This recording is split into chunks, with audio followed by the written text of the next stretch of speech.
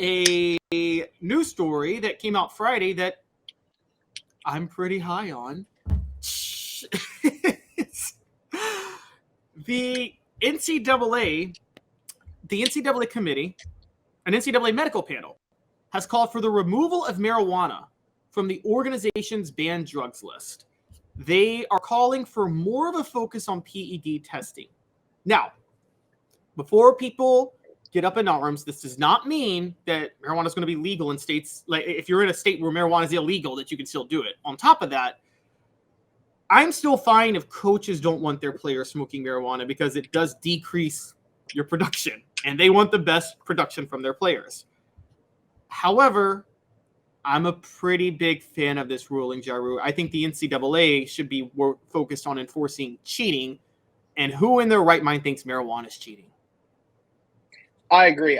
That's what I was thinking when I first read the story was I bet coaches, I bet some of your older coaches who have been in college for a long time will still enforce that rule that players can't use marijuana.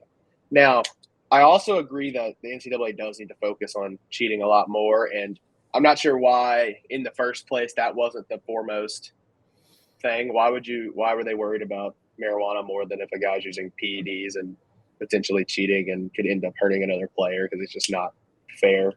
So I also agree with the ruling. I think it's good. I do think that a lot of coaches will still keep the rule in place, but I also like that it's not the NCAA enforcing it because we've seen in the past they can't really be trusted to be fair from one situation to another. Yeah. What would your philosophy be if you were a head coach of a program? Would you say smoke it all you want? Would you say you can't smoke it unless it's would you allow for some if there was like pain, like if a player was injured and couldn't play anyway? Or would you just have a hard no marijuana?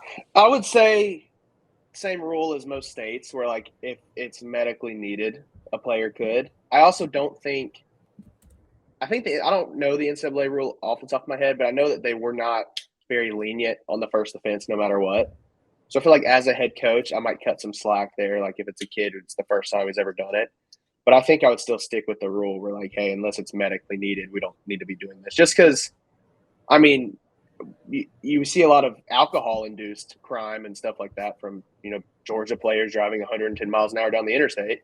So why would you allow them to take one more thing that might cloud their judgment? And like you said before, if you want your players to be the best, smoking and doing drugs is probably not the best thing for them. Yeah. And, I mean, you're right. Georgia players have killed way more people with a car than marijuana has killed anybody. So, bad joke. I'm sorry. But, I don't think it's marijuana that's causing these Georgia players to do what they're doing. And yeah, I mean, and it's just there's no reason to add another thing that could potentially produce bad things, I guess. I don't know. You get what I'm trying to say. You don't want to cloud another player's judgment, and then you have more players getting in trouble, and then more players not being able to play because they got in trouble because they're doing something they weren't supposed to do. Yeah, I totally agree. I'm with your standard. If I'm a head coach, I would say I would have a zero tolerance drug policy, mainly because even with and non-drugs like alcohol, I mean not alcohol, with like marijuana, just mainly because that does decrease productivity on the field.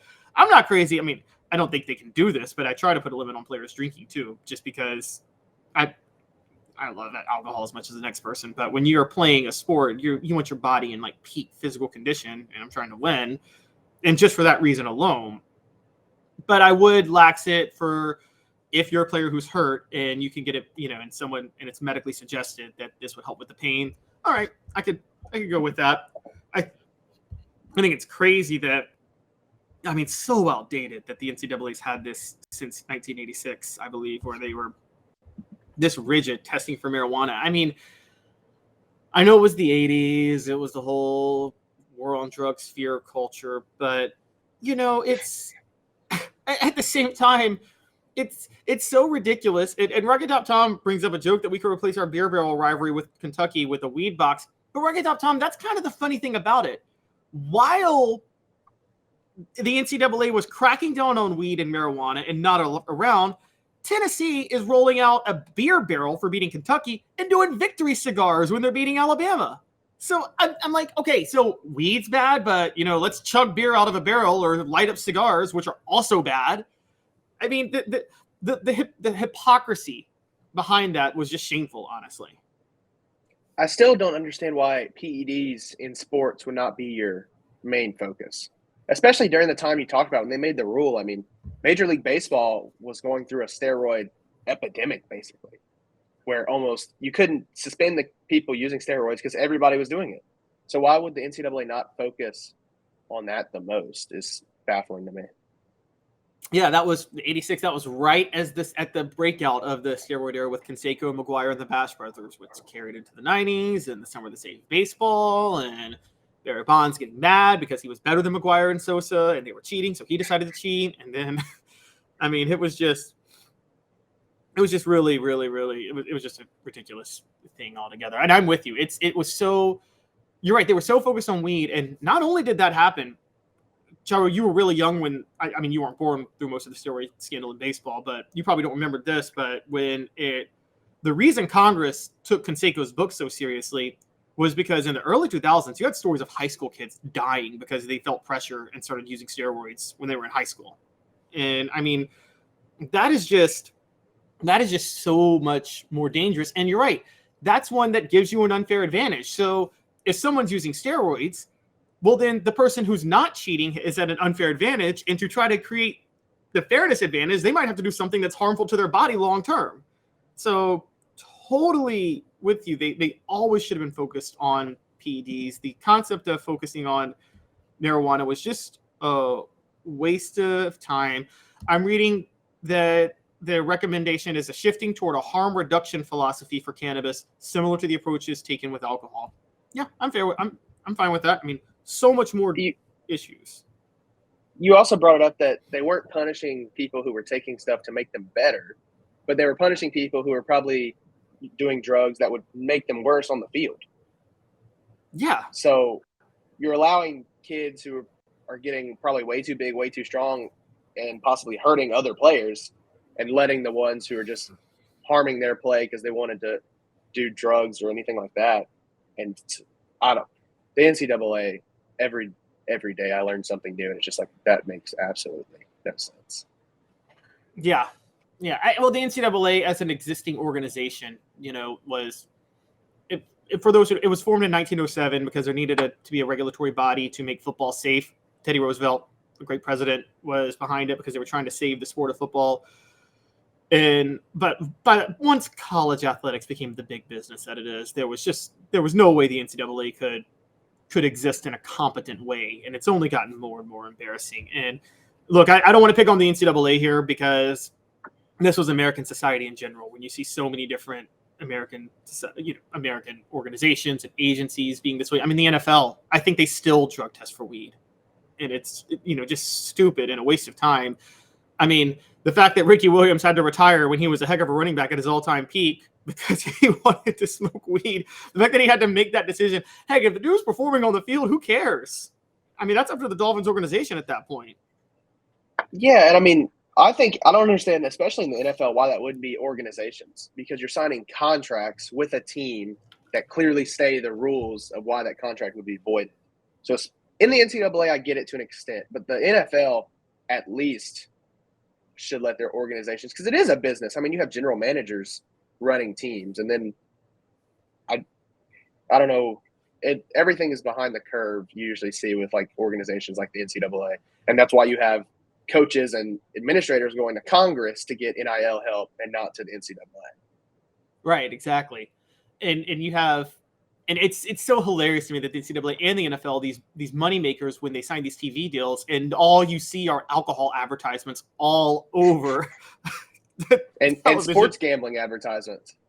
Yes, and sports gambling advertisements, which, by the way, I shared a thing with you and by the way, I'm not against those things. We have alcohol and sports gambling advertisements with our company with Off the Hook. So I'm totally for it, but for them to take a stance against marijuana is just laughable. And by the way, particularly when I shared a tweet with Jaru, BetOnline is reporting that all short betting markets are allowing gambling on the Special Olympics this week. I'm not kidding. They're allowing betting on the Special Olympics, but we're going to take a moral stance against marijuana here, guys. Or we're going to suspend players who gamble on themselves to do good. Yeah. I mean, it just doesn't make sense. Like, you think about it, like with Calvin Ridley, like he was betting on his team to win because he thought they could win and got suspended a season and had to sit out a season of his career. Well, that he's not going to get back. I am going to push back a little bit with you on that, Jaru. Sorry, because players betting on the sport they play is very much like insider trading. And even with gambling lines, so if a player is betting, when they don't bet, it skews the line because the bookmakers start to wonder why didn't they bet on themselves. So there's a lot of, this is why Pete Rose is never getting let back in baseball. There's probably a line to draw there. I don't know. That's a tough one too. I still don't like that they get suspended a year like Calvin Ridley did. I think that was a little harsh, especially if he was betting on the Falcons to lose and him to drop 5 passes. That's different. But since he was just gambling on them to win, but I get what you're saying from the bookmaker standpoint. Yeah, because that was Pete Rose's defense. Was I only bet on my team to win, and it was like, yeah, but then like, okay, Pete Rose was going to pull in a reliever that shouldn't be pitching in this moment in the game because he needs him 2 games down the road, but he's going to put him in this game because he put too much money to win that game.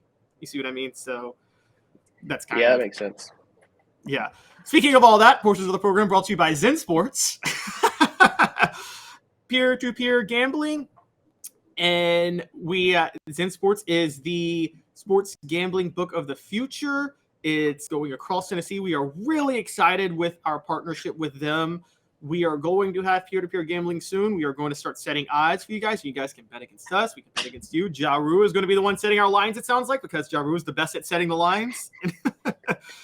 So Zen Sports, we are excited about them.